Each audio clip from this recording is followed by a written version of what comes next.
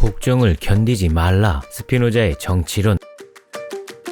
민주주의가 위협받고 있습니다. 다수의 권리가 고속 추락 중이죠. 세계의 주인인 다수가 복종을 강요받고 있는 셈입니다. 정치론에서 스피노자가 말하길 모든 자연적인 것들은 각자가 존재하고 행동하기 위해 장착한 힘 만큼 자연으로부터 권리를 갖는다. 사회의 동력인 다수의 힘을 복원해내야 합니다. 무엇부터 해야 하는가?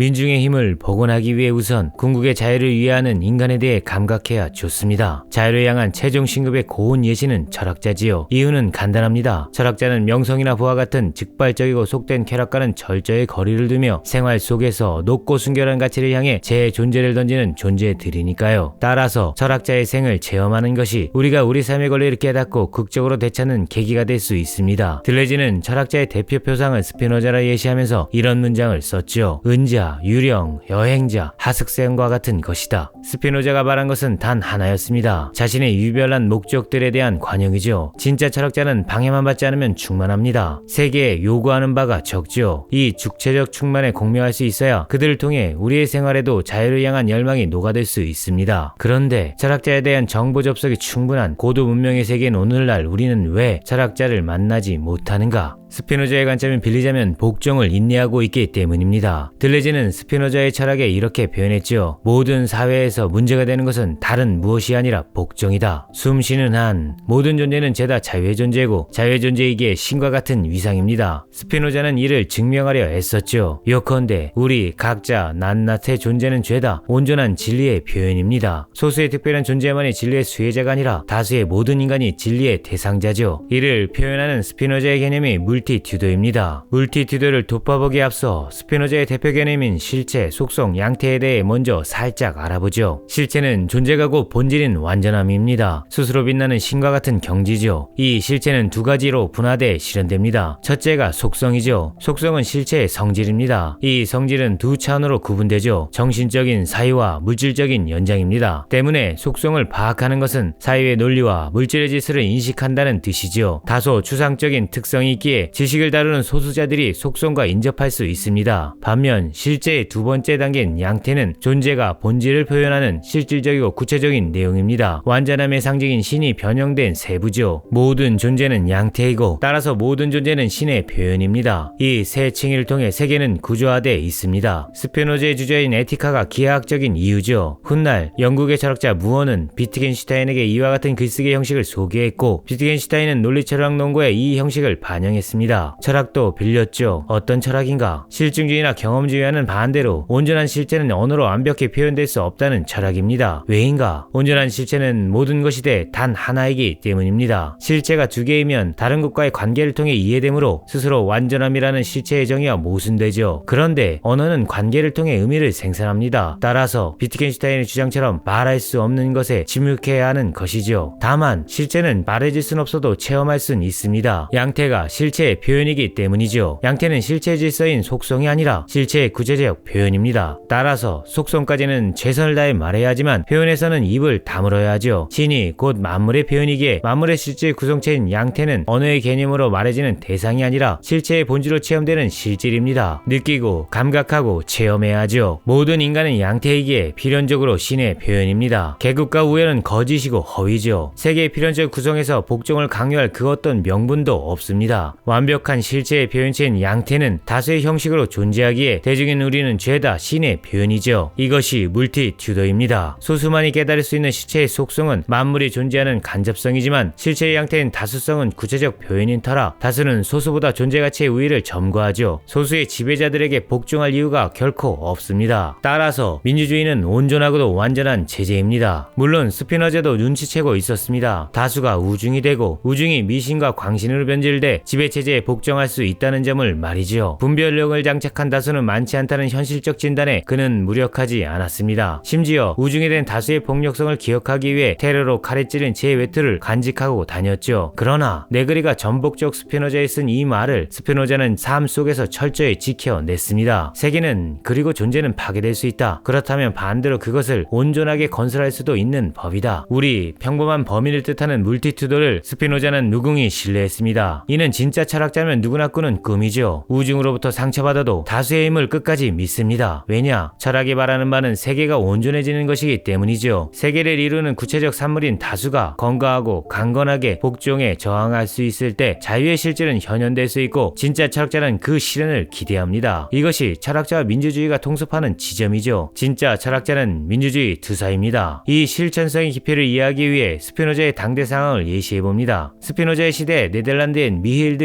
로이테르라는 인물이 있었습니다. 상인 출신 해군 제독이죠. 그는 17세기 영국 네덜란드 전쟁의 영웅입니다. 영화로도 제작되었죠. 그를 발탁한 인물은 스피노자의 절친한 친구였던 정치가 요한드 비티였는데 칼뱅파 광신도들이 오르나네공 왕당파의 선전에 놀아나 감옥을 부수고 비트와 그의 동생을 죽였죠. 미힐 또한 네덜란드를 위해 공을 세웠음에도 불구하고 지원도 없는 전쟁에 강제 참여해 장렬히 전사합니다. 그들은 대중을 위해 목숨을 걸고 싸웠으나 대중으로부터 버림받았죠. 스피노자는 이와 같은 비극을 체험하면서도 대중을 증오하기보다 이해하고자 애썼습니다. 대우받는 대수가 세상을 바꾸는 사건 또한 체험했기 때문이죠. 예컨대 네덜란드 해군을 재건한 미힐이 첫 번째 한 일은 선원들의 봉급을 인상시켜 존중받고 대우받고 우대받게 하는 정책이었고, 이 정책으로 네덜란드는 영국과의 불리한 해전에서 승리할 수 있었습니다. 다수가 제 존재를 일으켜 세우는 힘은 다수가 존중받고 있을 때 가능한 것이죠. 왜냐? 전복적 스피노자에 박힌 네그레의 표현을 빌려봅니다. 진리는 존재로부터 말해지는 것이며 진리는 혁명적이고 존재는 이미 혁명인 것이다. 살아있음을 직접 체험하고 그 체험으로부터 언어를 발굴하는 능력이 일상의 혁명이자 세계를 변화시키는 힘입니다. 다수가 이 힘을 실현할 수 있을 때 세상에 대한 권리 또한 다수가 소유할 수 있지요. 이를 눈치챈 최후의 존재가 1968년 혁명을 이끈 청춘들이었습니다. 그들은 마르크스의 다음과 같은 말을 믿었죠. 오류를 논박하지 않고 방치해두는 것은 지적 부도덕성을 고무하는 행위다. 우리가 사는 이 세계엔 근대는 임시적 발명품입니다. 다수를 존중하지 않는 차별의 체계죠. 오류 투성입니다. 어떤 오류인가? 목숨값이 평등하지 않습니다. 다수가 주인인 세상이 아니죠. 다수를 대우하는 복지는 소수의 부를 늘리는 효율성보다 언제나 후순위입니다. 그런데도 68혁명에 장착했던 다수의 권리를 주장했던 적극성이 스멀스멀 소멸하고 있죠. 각성이 필요합니다. 존재는 곧 신성임을 깨달아야 하죠. 존재의 가장 높은 높이인 물티튜드인 우리는 우리 스스로를 해방시켜야 할 의무가 있습니다. 서두에 스피노자의 주장을 반복합니다. 모든 자연적인 것들은 각자가 존재하고 행동하기 위해 장착한 힘만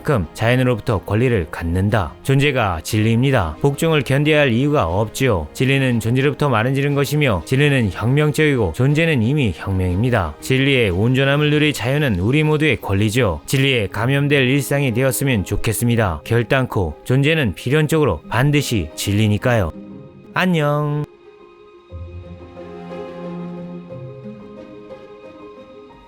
Paper Renaissance